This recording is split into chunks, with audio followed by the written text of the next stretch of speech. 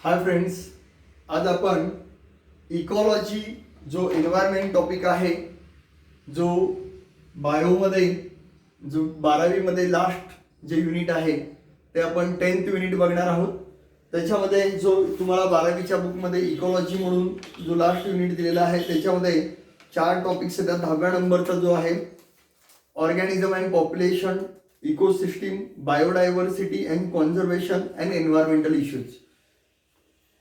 हा जो एन्व्हायरमेंटचा टॉपिक आहे हा खूप इम्पॉर्टंट आहे. याच्यावरती 5 ते 6 MCQ ठरलेले असतात. हा आपल्याला येणं खूप गरजेचं आहे. आज आपण ऑर्गॅनिझम अँड पॉप्युलेशन बघणार आहोत ओनली NCERT. NCERTच्या रिलेटेड कुठले पॉईंट्स महत्त्वाचे आहेत, काय पॉईंट्स करायचे आहेत, ओके, कुठले बायहार्ट करायचे आहेत आणि कुठं ॲडिशनल इन्फॉर्मेशन लिहून घ्यायची आहे. ओके, ऑर्गॅनिझम अँड पॉप्युलेशन हे टॉपिकचं नाव आहे. ऑर्गॅनिझम अँड पॉप्युलेशन याच्यामध्ये मी फटाफट तुम्हाला रिव्हिजन लेक्चर घेणार आहे. या रिव्हिजन लेक्चरमध्ये NCERT मध्ये काय सांगितलेलं आहे हे बघायचं आहे. अगदी आपण जे युनिट चालू झालं, इकॉलॉजीचं युनिट चालू झालं, त्या इकॉलॉजीच्या युनिटवरती युनिट 10 म्हणून दिलेलं आहे त्यांनी. आणि याच्यामध्ये चॅप्टर नंबर 13, 14, 15 आणि 16 असे 4 पॉईंट्स दिलेले आहेत. पहिल्यांदाच इकॉलॉजी तुम्हाला लिहिलेला आहे. इकॉलॉजी असा वर्ड लिहिलाय. त्या इकॉलॉजीच्या पेजवरती तुम्ही हे पहिल्यांदा ॲडिशनल इन्फॉर्मेशन लिहून घ्यायची आहे की जी इकॉलॉजी आहे या इकॉलॉजीच्या रिलेटेड त्यांनी 2 टाइप्स दिलेत किंवा ब्रँचेस दिलेले आहेत. एक येतं ॲटो इकॉलॉजी, AUTE असं येतं, AUTE. ओके, ॲटो इकॉलॉजी येतं. That is a species with environment, species with environment. आणि दुसरं येतं that is a syn ecology. हा पार्ट येतो a group of species, group of species with environment, with environment. Okay, that is ecology, species with environment, and scene ecology, group of species with environment. अशा या 2 branches आहेत इकॉलॉजीच्या. Ecology term कुणी coin केलं हे विचारलं जातं तुम्हाला. Term coined by Ernest Haeckel. हेही खूप महत्वाचं आहे. हे तुम्हाला स्टेट बोर्डच्या सुद्धा बुक मध्ये दिलेलं आहे बघा. त्याच्यानंतर तुम्हाला term coined bye, okay, ecology term coined bye, हे सगळ्यात महत्वाचं. कुठलं? Ecology term coined by Ernest Haeckel. आणि ecosystem term coined bye ecosystem term coined by J येतं ते नाव आहे AG टॅन्सलेट, TANSLEY टॅन्सलेट. ओके, ह्या 2 गोष्टी आपल्याला इथं बघायच्या आहेत पहिल्या पेजवरती. त्याच्यानंतर पाठीमागे तुम्हाला फादर ऑफ इकॉलॉजी दिलेला आहे. रामदेव मिश्रा सरांचं इथं पिक्चर दिलेलं आहे. Ramdev Mishra as a father of ecology in India हे सांगितलेलं आहे. तिथंच वरती लिहून घ्यायचंय father of ecology. Okay, father of ecology. तुम्हाला काय विचारलंय? फादर ऑफ इंडियन इकॉलॉजी विचारलंय का नुसतं फादर ऑफ इकॉलॉजी विचारलेलं आहे? फादर ऑफ इकॉलॉजी जर विचारलेलं असेल तर हे आन्सर आहे. आणि फादर ऑफ इंडियन इकॉलॉजी विचारलेलं असेल तर मग रामदेव मिश्रा सरांचा आहे. ओके, रामदेव मिश्रा आहे का? त्याच्यानंतर पुढे आपण जाऊया. ऑर्गॅनिझम अँड पॉप्युलेशनला येऊ.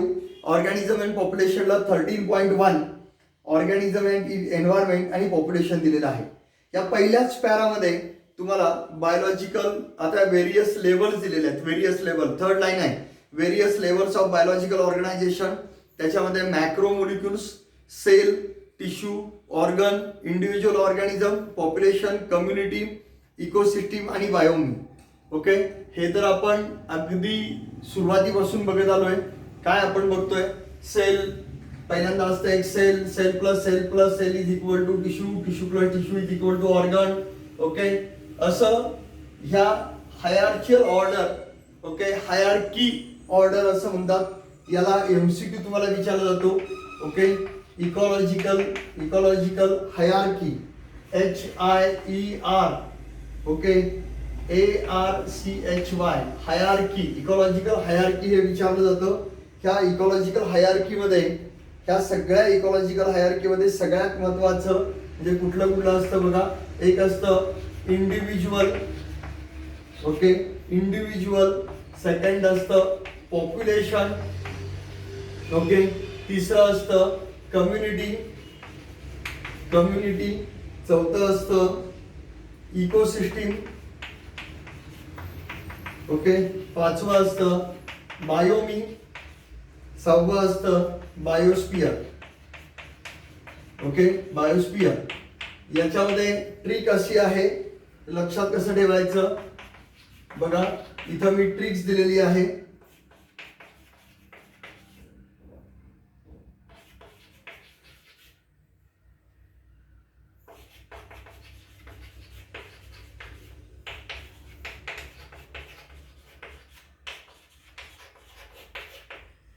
Okay, individual, population, community, ecosystem, बायोमी आणि बायोस्फियर याच्या रिलेटेड एक तुम्हाला ट्रिक्स दिलेली आहे. ती ट्रिक्स कशी लक्षात ठेवायची ही बघा. ट्रिक्स तुम्हाला दिलेली आहे. Idiot, please carry everyone biology books. Okay, this is the ecological hierarchy. Okay, त्याच्यानंतर आपण पुढे येऊया. त्याच्यानंतर तुम्हाला एक ब्रीडिंग सीझन बद्दल दिलेलं आहे त्यांनी खालच्या पॅरामध्ये, ब्रीडिंग सीझन बद्दल. ओके, हे ब्रीडिंग सीझन ही आपण ऑलरेडी पहिल्या टॉपिकमध्ये डिस्कस केलेलं आहे. ओके, पुढे येऊया आपण.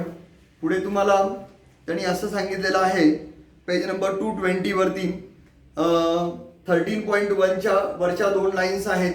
Ecology is basically concern with the 4 level of biological organisation. हे पाठच पाहिजे तुमचं. ऑर्गॅनिझम, पॉप्युलेशन, कम्युनिटी आणि बायोमी हे 4 पॉईंट्स जे आहेत हे 4 लेवल ऑफ बायोलॉजिकल ऑर्गनायझेशन हे बाय हार्ट पाहिजे. त्याच्यानंतर तुम्हाला आणखीन एक दिलेलं आहे. डायग्रामच्या वरती एक लाईन आहे, formation of major biomes such as the desert, rain forest and tundra. आहे का बघा, डेझर्ट, रेन फॉरेस्ट आणि टुंड्रा इथं दिलेलं आहे. त्याच्यानंतर आपण पुढे येऊया. हेही सेंटेन्स तुमचं बाय हार्ट पाहिजे. त्याच्यानंतर एक डायग्राम दिलेली आहे. या डायग्रामच्या रिलेटेड काय काय विचारलं जातं बघा. एक जी डायग्राम आहे त्याच्यामध्ये तुम्हाला ग्राफिकल प्रेझेंटेशन दिलेलं आहे. त्याच्यामध्ये एक वाय ऍक्सिस आणि एक एक्स ऍक्सिस. एक्स ऍक्सिसला तुम्हाला मीन अॅन्युअल प्रेसिपिटेशन दिलेलं आहे. इथं काय दिलेलं आहे तुम्हाला, प्रेसिपिटेशन दिलेलं आहे. आणि इकडं दिलेलं आहे तुम्हाला टेम्परेचर दिलेलं आहे. एवढ्या 2 गोष्टी लक्षात ठेवा. एका बाजूला तुम्हाला टेम्परेचर दिलेलं आहे, इकडं टेम्परेचर वाढत जाणार आहे आणि इकडं प्रेसिपिटेशन, रेनफॉल जे आहे ते वाढत जाणार आहे. ओके, या 2 गोष्टी दिलेल्या असताना पहिलं दिलेलं आहे तुम्हाला इकडं एक डायग्राम अशा पद्धतीने दिलेली आहे. ती आहे डेझर्ट. काय आहे, डेझर्ट. तिथं डेझर्टला तुम्हाला लिहिलेलं आहे. मी इथं फक्त सांगण्याचा प्रयत्न करतो की काय काय लिहायचं आहे तुम्ही. ओके, डेझर्ट जिथं आहे तिथं तुम्ही पटकन लिहून घ्यायचं आहे की lack the rain. Okay, desert. कारण बघा ना इकडं रेन म्हणलं की इकडं प्रेसिपिटेशन इकडं चालू झालं, कमी जागेत अगदी बसवलेलं आणि वरती आहे. टेम्परेचर हा जास्त आहे, टेम्परेचर जास्त आहे आणि रेनफॉल कमी आहे. Desert, lack the rains. त्याच्या भोवतीच लगेच एक दिलेला आहे तुम्हाला ग्रासलँडची डायग्राम दिलेली आहे. ग्रासलँडची डायग्राम आहे का बघा. जो आहे ग्रासलँड इथं लिहितो मी तुम्हाला. ग्रासलँडला काय दिलेलं आहे ते, ग्रासलँडला तुम्ही पुढे लिहून घ्यायचं आहे हॉट समर. ओके, हॉट समर ह्या गोष्टी तुम्हाला माहिती असल्या पाहिजेत. कोल्ड विंटर याच्यावरती सुद्धा एमसीक्यू येतो तुम्हाला. ओके, कोल्ड विंटर आणि इथं 25 to 75 सेंटीमीटर रेनफॉल असतो. ओके, ग्रासलँडला 25 to 75 ओके तुम्हाला रेनफॉल दिलेला आहे. त्याच्यानंतर आणखीन एक दिले टेम्परेट फॉरेस्ट. इथंच या पद्धतीने मोठा दिलेला आहे बघा, टेम्परेट फॉरेस्ट म्हणून दिलेला आहे. त्या टेम्परेट फॉरेस्ट जे दिलेलं आहे, या टेम्परेट फॉरेस्ट मध्ये तुम्ही लिहून घ्यायचं आहे warm summer. Okay, warm summer and moderately cold winter and moderately cold winter. Okay, moderately cold winter the 75 to 150 centimetre. Okay, per year एवढं प्रेसिपिटेशन असतं, हेही तुम्ही लिहून घेणं गरजेचं आहे. त्याच्यानंतर ट्रॉपिकल फॉरेस्ट म्हणून एक दिलेलं आहे का बघा, ट्रॉपिकल फॉरेस्ट. या ट्रॉपिकल फॉरेस्टच्या इथं तुम्ही लिहून घ्यायचं आहे that is a evergreen forest.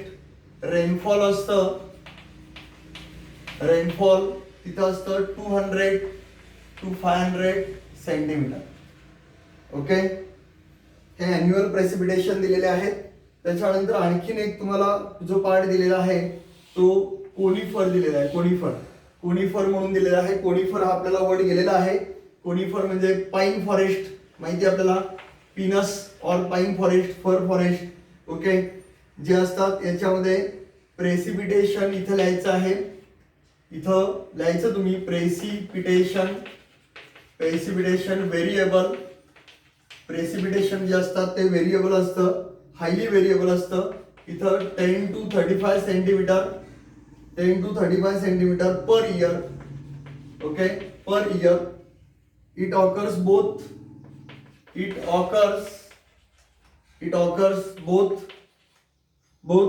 rain as well as snow.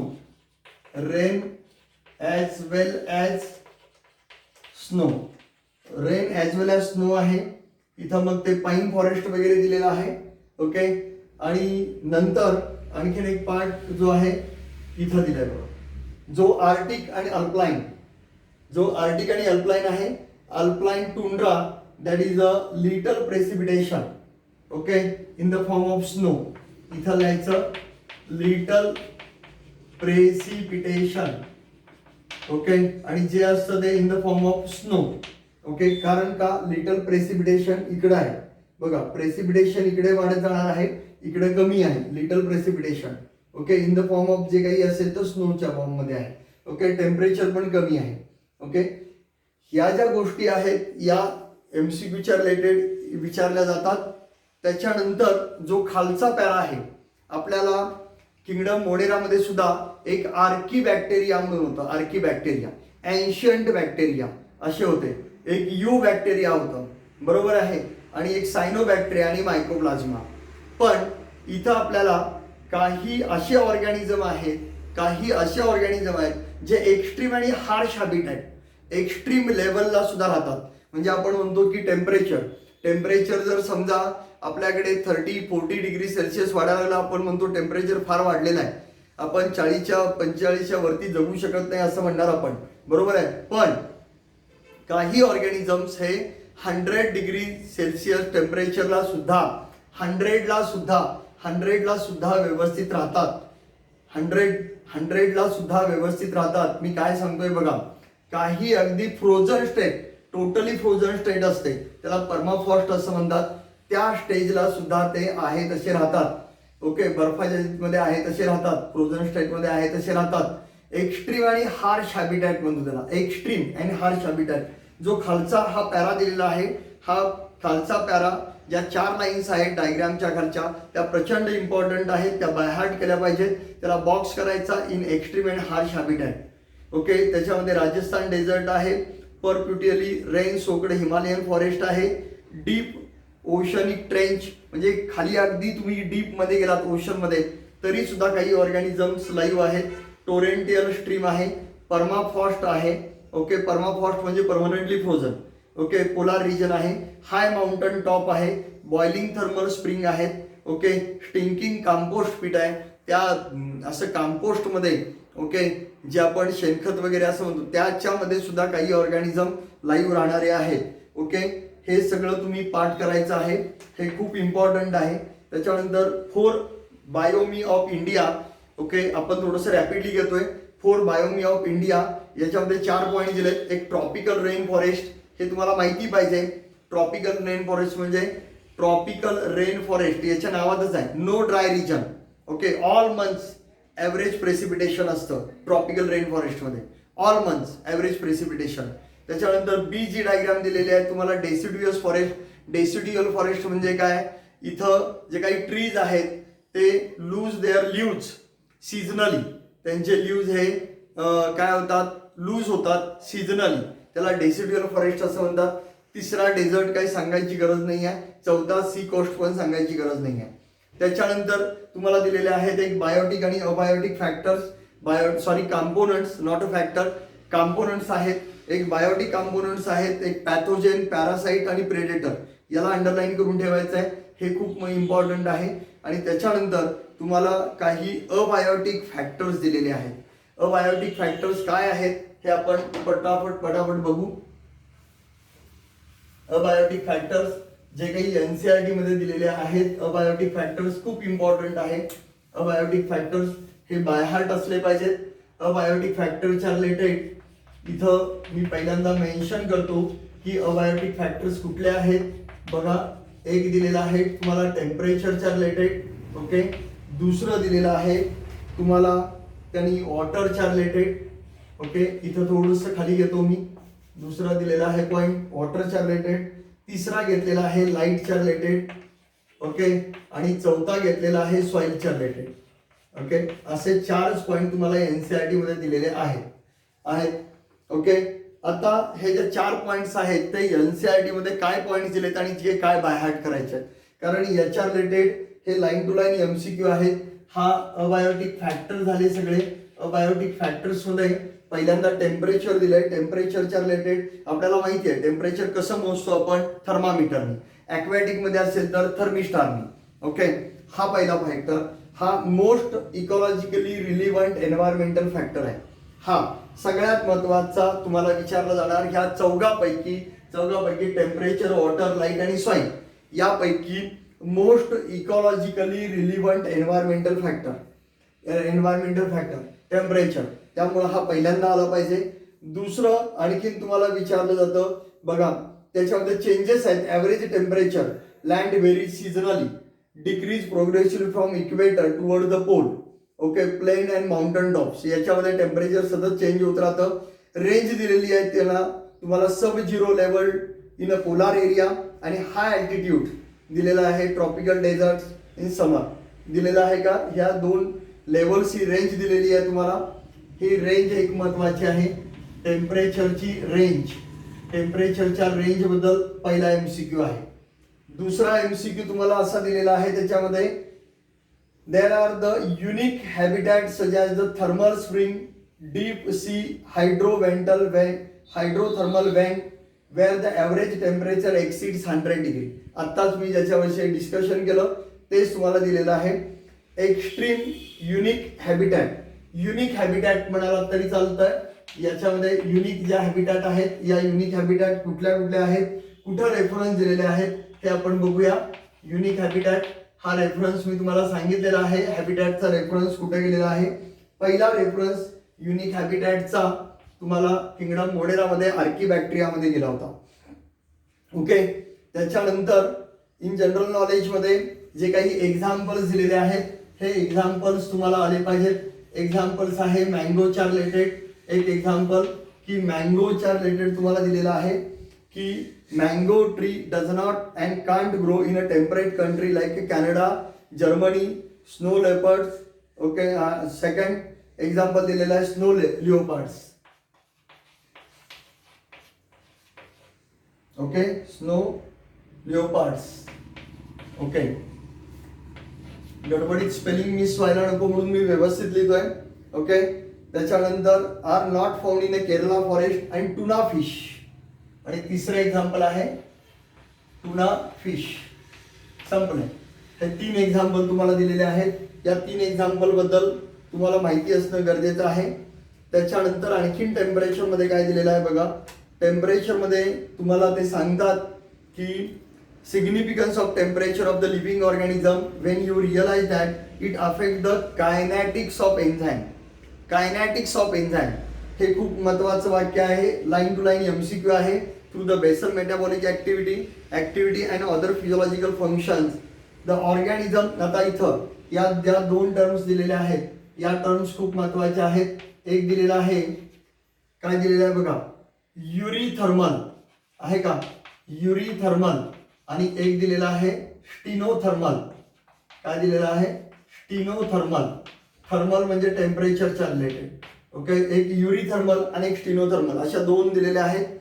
A few organism can tolerate and thrive A wide range of temperature.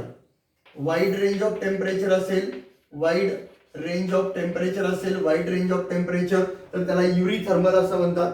आणि नॅरो रेंज ऑफ टेम्परेचर असेल तर त्याला आपण स्टिनोथर्मल असं म्हणतो. ही वाक्य पाठ करायची आहेत. Narrow range, wide range, okay, आणि युरीथर्मल आणि स्टिनोथर्मल, हे एवढंच तुम्हाला याच्यामध्ये दिलेलं आहे. पण याच्यामध्ये युरीथर्मलचे ॲनिमल्स कोण आहेत, युरीथर्मलचे प्लांट्स कोण आहेत हे तुम्हाला इथं दिलेलं नाही आहे. याचे एक्झाम्पल्स तुम्ही घ्यायचे आहेत. युरीथर्मलचे ॲनिमल्स आहेत most of the mammals, birds, okay, ॲस्ट्रिमेशिया, ओके, आणि स्टिनोथर्मलचे आहेत polar bear, lizard, amphibious plants, okay, Abies, coconut, हे स्टिनोथर्मलचे आहेत, नॅरो रेंजचे आहेत. ओके, हे लक्षात आलंय का बघा. आणि काही हे युरीथर्मलमध्ये एक PUP फिश म्हणून येतं, पुप फिश म्हणून एक येतं, live in water 4 to 45 degree Celsius. Okay, इथंपर्यंत आहे. या गोष्टी तुम्हाला आल्या पाहिजे टेम्परेचरमध्ये. रेंज, युनिक हॅबिटॅट, त्याचे एक्झाम्पल्स, आणि युरीथर्मल आणि स्टिनोथर्मल, एवढे तरी पॉईंट्स तुम्हाला बाय हार्ट असणं गरजेचं आहे. त्याच्यानंतर तुम्ही वॉटरच्या रिलेटेड आलात. वॉटरच्या रिलेटेड तुम्हाला सांगितलं की मोस्ट इम्पॉर्टंट फॅक्टर. ओके, इथं मोस्ट इम्पॉर्टंट फॅक्टर असं दिलेलं आहे. हा मोस्ट इम्पॉर्टंट फॅक्टर असा दिलेला आहे. पण बघा, मोस्ट इम्पॉर्टंट फॅक्टर टेम्परेचरच्या रिलेटेड काय दिलेलं होतं, most ecologically relevant. Okay, most ecologically relevant, हे दोन MCQ विचारले जाऊ शकतात. मोस्ट इकॉलॉजिकली रिलिव्हंट कोण आहे, टेम्परेचर आहे, आणि मोस्ट इम्पॉर्टंट कोण आहे, वॉटर आहे. Okay, influencing the life of organism. पुन्हा आपण आलो की ॲडॉप्टेशनचं एक एक्झाम्पल दिलेलं आहे. ॲडॉप्टेशन नंतर you might think that the organism live in a ocean, lake, river should not face the any water related problem, but it is not true. त्यांना कुठले प्रॉब्लेम नसतात असं काही नाही आहे, त्यांना प्रॉब्लेम असतात. For aquatic organism quality, aquatic जे काही पाण्यामध्ये राहणारे आहेत त्यांना काही प्रॉब्लेम्स आहेत. कुठले प्रॉब्लेम्स आहेत, त्याचं केमिकल कंपोजिशन काय, त्या वॉटरचं केमिकल कंपोजिशन काय, त्याचा pH काय, त्या pH वरती पण डिपेंड असतं. त्याच्यामध्ये सॉल्ट कॉन्सन्ट्रेशन बद्दल एक सांगितलेलं आहे. या वॉटरमध्ये पहिला पॉईंट आला जातो ते म्हणजे सॅलिनिटी. ओके, एक पॉईंट आला जातो सॅलिनिटी, दुसरा पॉईंट आला जातो pH. ओके, बघा, the salt concentration measured salinity PPT, okay, parts per thousand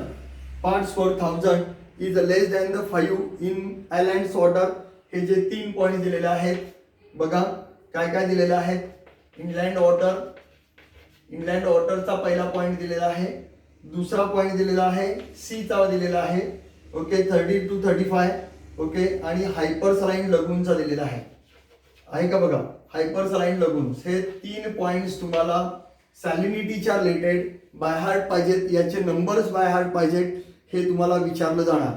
same आपण जसं इथं युरीथर्मल आणि स्टिनोथर्मल बघितलं तसा याच्यामध्ये तिसरा पॉईंट तुम्हाला विचारला जाणार, तो म्हणजे सेम आपण युरी घ्यायचं, पण इथं थर्मल नाही, थर्मल घेतलं टेम्परेचरच्या रिलेटेड, इथं वॉटरच्या रिलेटेड घ्यायचं युरी हलाईन, आणि इथं घ्यायचं स्टिनो हलाईन. ओके, स्टिनो हलाईन म्हणजे वॉटर आहे, युरी म्हणजे वाईड रेंज आहे, आणि स्टिनो म्हणजे नॅरो रेंज आहे. त्याच्यामध्ये कुठलाही चेंज होणार नाही. Okay, many fresh water animal can't live for a long in a sea, आणि vice versa because of osmotic problem. हाही MCQ तुम्हाला इथं विचारला जाऊ शकतो. ओके, त्याच्यानंतर आपण पुढे आलो तर आपल्याला लाईटच्या रिलेटेड दिलेला आहे. लाईट्स म्हणजे माहिती आपण लाईटचा बराचसा स्टडी आपण फोटोसिंथेसिस मध्ये केलेला आहे. फोटोसिंथेसिस मध्ये आपण PAR, okay, that is the photosynthetically active radiation, याच्याबद्दल बोललो होतो, आठवतं का? Photosynthetically active radiation PAR. Okay, इथं रेंज तुम्ही बघितली होती. ओके, आठवते? रेंज तुम्हाला दिलेली आहे. हा, ती रेंज खूप महत्वाची आहे. पुन्हा आणखीन तुम्हाला लाईट कशासाठी महत्वाची आहे हे इथं अगदी सोपं करून सांगितलेलं आहे. आणखीन एक पॉइंट याचा, autotrophs, okay, formation of the foods, याच्याविषयी तुम्हाला इथं त्यांनी पर्टिक्युलरली दिलेलं आहे, मेन्शन केलेलं आहे. ओके, त्याच्यानंतर many plants also depend upon the sunlight to meet their photoperiodic requirement. हे जे आपल्याला फ्लॉवरिंगच्या रिलेटेड दिलं होतं, फोटो पिरियडिझम. ओके, हे फोटो पिरियडिझम हे जे आहे हे फोटो पिरियडिझम आपल्याला खूप महत्त्वाचं आहे. हा फोटो पिरियडिझमचा पण point. Okay, short day plant, long day plant, day neutral plant, हे महत्त्वाचं आहे, इथं दिलेलं आहे तुम्हाला.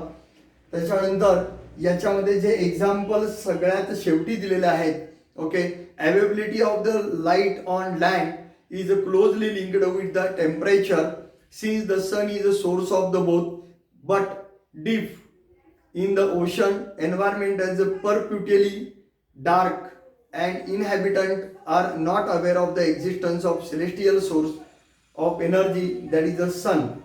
हे सेंटेन्स बाय हार्ट करणं गरजेचं आहे. इथं ultraviolet components of the spectrum बद्दल पण दिलेलं आहे त्यांनी. ओके, तेही तुम्हाला माहिती असणं गरजेचं आहे. ओके, UV लाईट बद्दल, UV लाईट्स बद्दल आपण काय काय बघितलं होतं? UVA, ओके, UVA, UVB, बरोबर आहे. हे UVA आणि UVB आपण बघणार आहोत. तुम्हाला मी सांगतो पेज नंबर किती वरती आहे.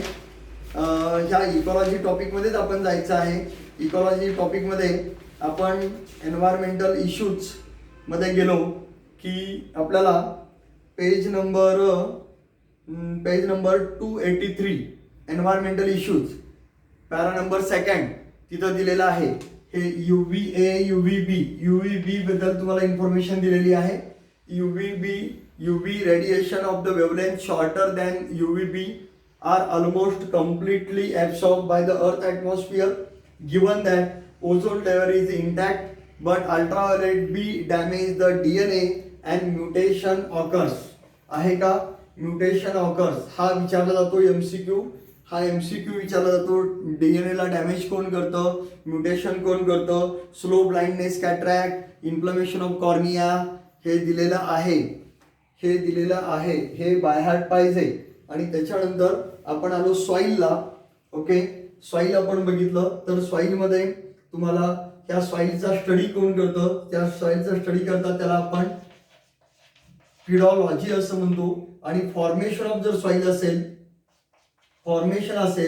तर आपण त्याला पिडोजेनेसिस असं म्हणतो. ओके, जेनेसिस म्हणजे फॉर्मेशन आणि लॉजी म्हणजे त्याचा स्टडी करणे.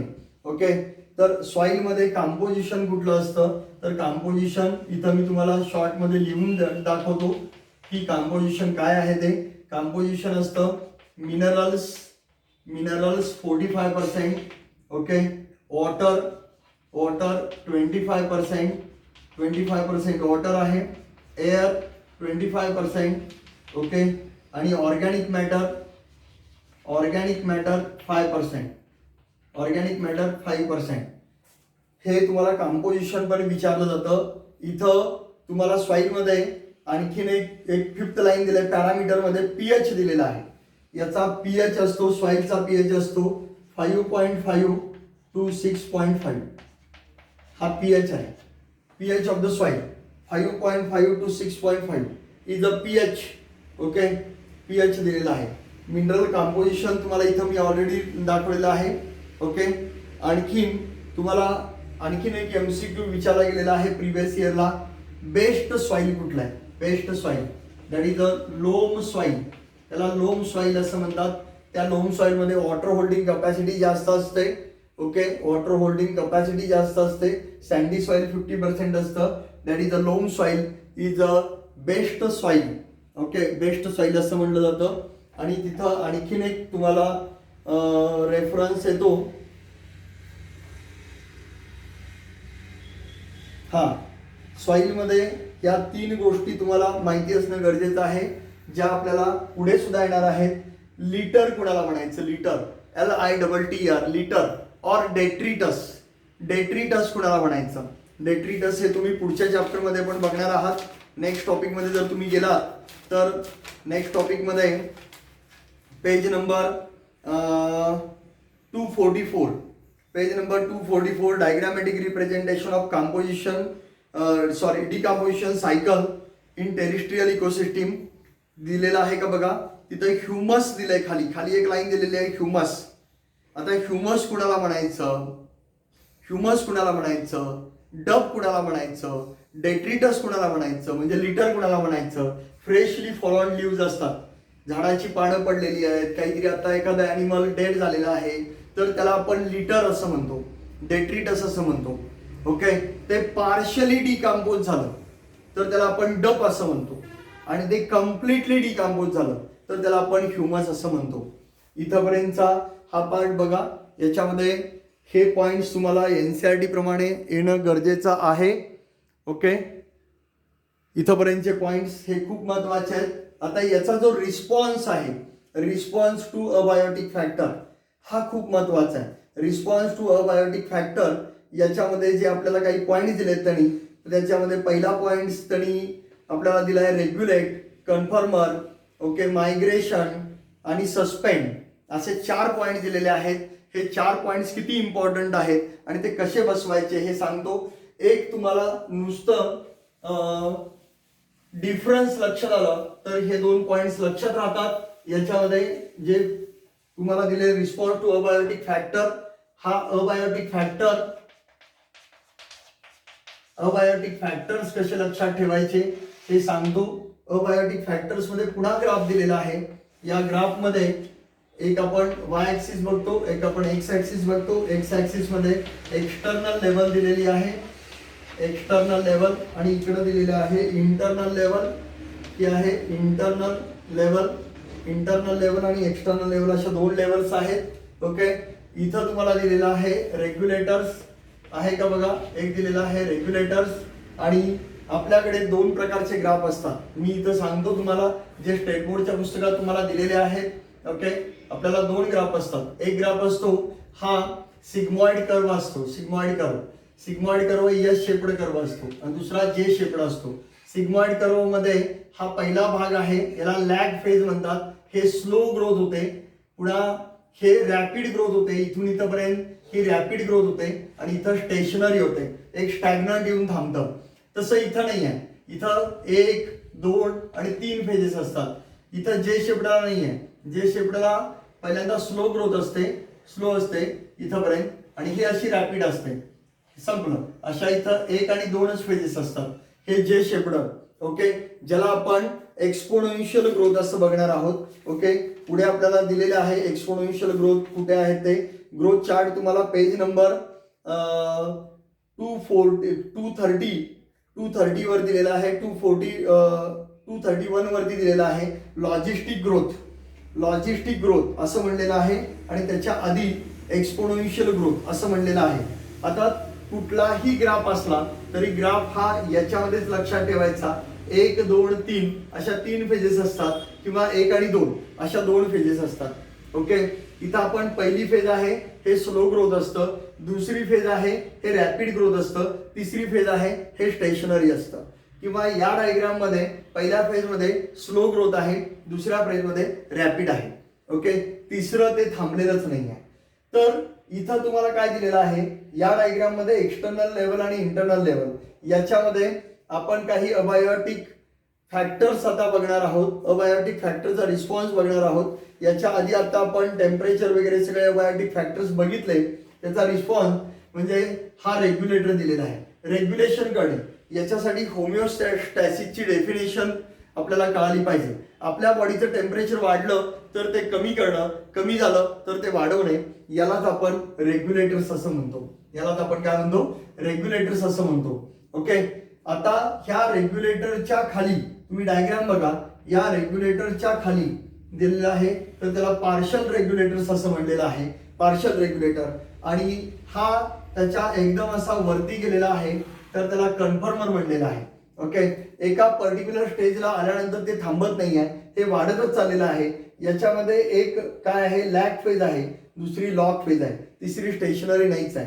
इथं लॅग, लॉक आणि स्टेशनरी दिलेलं आहे. रेग्युलेशन आहे पण रेग्युलेशनच्या पण खाली आहे. ओके, मेंटेन केलं जातं त्याला रेग्युलेटर्स असं म्हणतात. आता याच्यामध्ये बेसिक डिफरन्स जर तुम्ही पहिल्यांदा बघितला, रेग्युलेटर कुणाला म्हणायचं, कन्फर्मर कुणाला बघायचं, तर हे तुम्हाला सगळं येऊ शकतं. ओके, हा जो ग्राफ आहे हा ग्राफ तुम्हाला अगदी बायहार्ट होण्यासारखा आहे. ओके, काय आहे हा ग्राफ बायहार्ट होण्यासाठी तुम्हाला सगळ्यात महत्वाचं म्हणजे कन्फर्मर कुणाला म्हणायचं बघा. कन्फर्मर कुणाला म्हणायचं, कन्फर्मर आणि रेग्युलेटर्स यांच्यामध्ये डिफरन्स जो आहे हा डिफरन्स येणं गरजेचं आहे. हा डिफरन्स पहिल्यांदा इथं कन्फर्मर मध्ये होमिओस्टॅसिस जे असतं, हे होमिओस्टॅसिस हे अगदी लिटल असतं. मी सांगितलं तुम्हाला होमिओस्टॅसिस लिटल असतं. इथं होमिओस्टॅसिस, होमिओस्टॅसिस एखादं स्पेलिंग माझं चुकण्याची शक्यता आहे, हे समजावून घ्या. आपण कमी वेळामध्ये संपवतोय. होमिओस्टॅसिस हे कॉन्स्टंट असतं. इथं तुम्ही बघितलेलं आहे की अशी डायग्राम होती, होमिओस्टॅसिस हे कॉन्स्टंट होतं. ओके, इथं होमिओस्टॅसिस नव्हतंच, कारण का हा या पद्धतीने जातो. ओके, त्यामुळं ह्या कन्फर्मरला होमिओस्टॅसिस नव्हतं. दुसरा पॉईंट काय दिलेला आहे बघा. कन्फर्मर मध्ये बॉडी टेम्परेचर चेंजेस, इथं काय होतं, बॉडी टेम्परेचर जे आहे हे बॉडी टेम्परेचर चेंजेस होतात. चेंजेस अकॉर्डिंग टू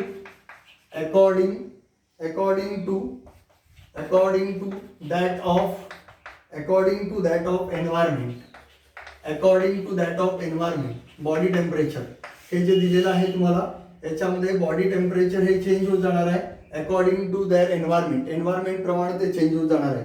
पण इथं तसं नाही आहे, maintain their body temperature. Okay, regulators मध्ये काय आहे, मेंटेन देअर बॉडी टेम्परेचर. इथं बॉडी टेम्परेचर मेंटेन केलं जातं, म्हणून तर ग्राफ इथं दिलेला आहे. कमी झालं तरी वाढणार, ओके, आणि वाढलं तरी कमी होणार. इथं मेंटेन दिलेलं आहे. ओके, हे सतत डोक्यात ठेवायचं म्हणजे काही अडचण येत नाहीये. थर्ड पॉइंट, आणखीन एक महत्वाचा पॉइंट आहे तो म्हणजे ऑस्मॉटिक. हे खूप महत्वाचं आहे. Osmotic concentration of body fluid. Osmotic concentration of body fluid varies according to that of external medium. According to that of external medium. हे खूप महत्वाचं आहे. Osmotic concentration of body fluid varies, वेगवेगळं असतं according to that external environment प्रमाणे असतं. इथं body fluid have fixed body fluid have fixed osmotic concentration. Okay, इथं lesser amount of energy consume. They consumes lesser amount of energy. इथं energy लागणारच नाही आहे. इथं मात्र consumes large amount of energy. कारण का मी पुन्हा सांगतो की इथं होमिओस्टॅसिस करायचं आहे, वाढला असेल तर कमी करायचं आहे, कमी असेल तर वाढवायचं आहे. त्याच्यासाठी जास्त एनर्जी लागणार, इथं एनर्जीची गरज नाही आहे. ते टेम्परेचर प्रमाणे बदलत जाणार आहे. They have narrow range of distribution. Okay, याच्यामध्ये नॅरो रेंज ऑफ डिस्ट्रीब्युशन आहे, नॅरो रेंज ऑफ डिस्ट्रीब्युशन, आणि इकडे दिलेलं आहे wide range of distribution. Okay, आणि हे कन्फर्मर असतात, हे लेस ऍक्टिव्ह असतात. ओके, आणि हे मोर ऍक्टिव्ह असतात. फिनिश. हा चार्ट तुम्हाला डिफरन्स येणं गरजेचं आहे. हा जर तुम्हाला डिफरन्स समजला तर हा जो ग्राफ दिलेला आहे हा ग्राफ तुम्हाला एकदम व्यवस्थित समजणार आहे. हा ग्राफ तुम्हाला खूप महत्वाचा आहे. या ग्राफवरती MCQ फिंगर टिप्स मध्ये सुद्धा विचारले गेलेले आहेत, आणि याचे एक्झाम्पल्स जे आहेत हे एक्झाम्पल्स तुम्हाला विचारले जाणार आहेत. ओके, कन्फर्मरच्या रिलेटेड कोण आहे, कन्फर्मरच्या रिलेटेड जे खाली तुम्हाला दिलेले आहेत, ओके, स्मॉल बर्ड्स वगैरे, श्रू बर्ड, स्विमिंग बर्ड्स, हे एक्झाम्पल्स आहेत. हे एक्झाम्पल्स तुम्हाला येणं गरजेचं आहे. या रिलेटेड तुम्हाला MCQ विचारले जातात. टेम्परेचरच्या रिलेटेड MCQ विचारले जातात. याच्यामध्ये ऑल बर्ड्स अँड मॅमल्स, रेग्युलेटरच्या रिलेटेड, कन्फर्मरच्या related, humming bird, shrews, small animals, okay, याच्या रिलेटेड MCQ जास्त विचारले जातात. मायग्रेशनच्या रिलेटेड काही ॲनिमल्स कसे आहेत, हे मायग्रेट करतात, ओके, स्थलांतरित होतात. त्यांच्यामध्ये लॉंग डिस्टन्स मायग्रेशन आहे, शॉर्ट डिस्टन्स मायग्रेशन आहे, पिरियॉडिक मायग्रेशन आहे. बर्ड्समध्ये थर्मल मायग्रेशनचं आहे तसे लाईन टू लाईन NCERT मध्ये दिलेले, Siberian cranes, Arctic turn, okay, mammals, त्याच्यामध्ये बिसॉन अँड कॅरिबो, आणि फिशमध्ये सलमान खान नव्हे, सलमॉन, SALMON हे विचारलं जातं. आणि सस्पेंड म्हणजे काय, to stop, temporary stop, okay. त्याच्यामध्ये bacteria, fungi, lower plant, various kind of the thick called spores, हे अनफेवरेबल कंडिशनला, जसं आपण उन्हाळ्याच्या दिवसात सीड टाकले आणि आपण म्हटलं जर्मिनेट होत नाही आहे, अरे ते सस्पेंड आहे, डॉर्मनन्सी आहे, ते सुप्त अवस्थेत आहे. जसं एन्व्हायरमेंटल चेंज होईल, फेवरेबल कंडिशन येईल, तसं ते जर्मिनेट होणार आहे. त्याला आपण सस्पेंड म्हणतो, म्हणजे stop for a time, okay, short काळावरतं ते थांबलेलं आहे. त्याच्यानंतर तुम्हाला खाली एक्झाम्पल दिलेत. A familiar case of bear going in to the hibernation, activation, हे तुम्हाला NCERT फर्स्टमध्ये फ्रॉगमध्ये लास्ट लाईन दिलेली आहे. पहिल्याच पॅराला लास्ट लाईन दिलेली आहे, समर स्लीप, विंटर स्लीप, हे बघून घ्या. त्याच्यानंतर इथं सम स्नेल्स, फिश यांच्याबद्दल पण सांगितलेलं आहे, ओके. आणखीन एक एक्झाम्पल तुम्हाला दिलं आहे की diapause is influenced by the light, हा MCQ विचारला जातो. That is the suspended development. इथंपर्यंतच्या पार्ट्समध्ये काही डाऊट्स असतील तर बघा, मला तेही सांगा. त्याच्या पुढे आणखीन एक आपल्याला लेक्चर लागणार आहे. या लेक्चर्समध्ये आपण नेक्स्ट पॉईंट कव्हर करू, ओके. थँक्यू.